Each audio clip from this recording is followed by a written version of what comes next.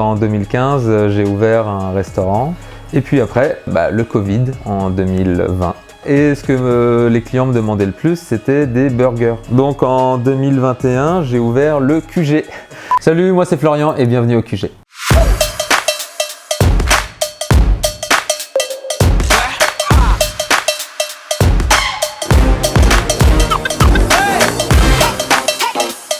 Notre première cheval de bataille, c'était de trouver une plateforme avec des frais amoindris et aussi efficace qu'un Uber ou un Deliveroo. Flipdish, le principal point, c'est de pouvoir tout gérer tout seul. Créer les codes promo, modifier les menus, gérer les campagnes de pub, la facilité pour mes employés, c'est-à-dire que même eux peuvent, grâce à la tablette fournie, tout gérer sur la tablette et pas devoir forcément m'appeler. Donc ça c'est très pratique. La borne, le gros avantage, c'est qu'on ressemble à toutes les grosses structures.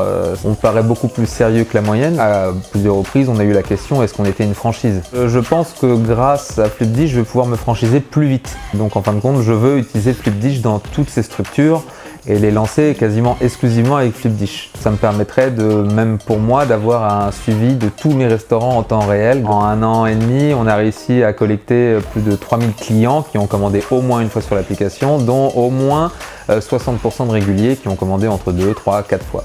C'est un gain de temps et c'est surtout qu'en fin de compte, on peut avoir des commandes simultanées. On s'aperçoit que les clients préfèrent commander sur Flipdish par rapport à d'autres applications. Et nous, ça nous a permis de réaliser une économie d'environ 40 000 € et ça, c'est pas négligeable. Si je me réfère au chiffre moyen d'une entreprise de ce style-là, je pense qu'on est au moins 2 à 3 fois plus efficace que la moyenne.